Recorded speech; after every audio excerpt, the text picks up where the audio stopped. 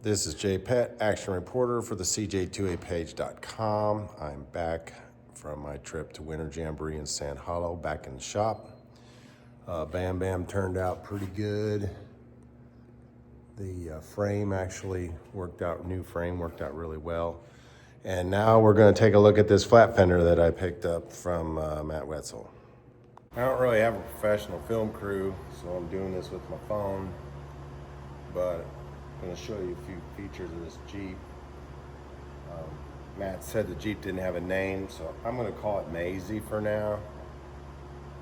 He could change it later or whatever, but I like to be personal with my Jeeps, and it just looks like a Maisie to me, complex. But anyway, this has an F-head motor in it, which of course isn't original. The motor would be 53 or later. This is a CJ3A. Not quite sure of the year. Some of the features on it would suggest that it's at least a 51, probably a 52, but my buddy Bob Westerman and I have been working together on that, and I'll have more on that later. The motor is locked up, and sorry, I'm not the most organized person. But when I took it apart, I seen it had two non-Fowler plugs in it, so I'm assuming that when it did run, that it used a lot of oil. So because of that, I could have poured. Well, I did pour some penetrating oil down in the holes, but I think I'm just going to pull the head because I think I need to re-ring it at the minimum anyway. The goal is to get it running, but I mean, I want it to be somewhat dependable. The previous owner, because it's an F-head, it went through the hood. So there's a big hole in the hood. I'm going to do it at that. I'm not going to have that, so I don't know if I'm going to go with. I need to go with something lower profile. Perhaps a Carter side draft like the early Chevy Corvettes had, or I know a friend that had done that, or else maybe a M151 carb side draft, something, but I want it below the hood. So I'm going to get started on it, so stand by for news. No, I pretty much decided I'm going to pull the head. Yeah, I made this tool. This here? Yeah, well, the threads are stripped out. Right. But I want to pull the head because it had those non-Fowlers in it. So even if it ran, it's going to use oil real crazy. Right. So I think I'm just going to pull the head on. I got to clean all this up, and then I'll pour some oil in it and get it freed up. Hopefully have it freed by the weekend. I mean, if I have the time to do it. Sweet. But so. You sprayed lubricant in the... I did, but I'm just gonna pull the head, and that way I don't have to worry about it getting out of there. So that's the deal. So I need to get some tools together. Can I use this here bench then? You betcha. All right. So I need to get some tools. So all right. See what happens.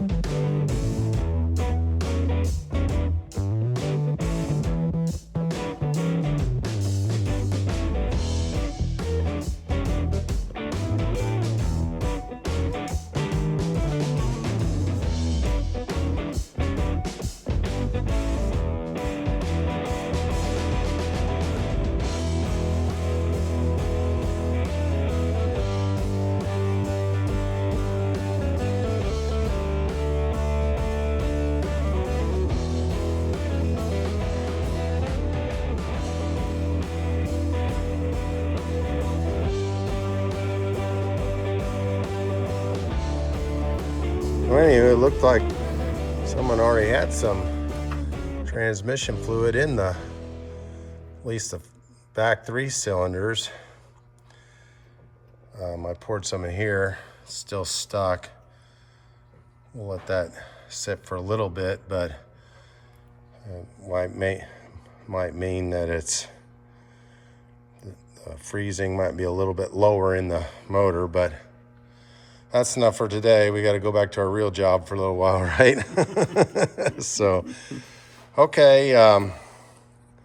Anywho, for the CJ3A this is JPET reporting. Thought I'd throw in a little teaser here. Here at Sim Products, we're working on a locker that works in a Dana 25 as a 30 spline. This will be available from Original Iron Off-Road, designed by Tim Cooper.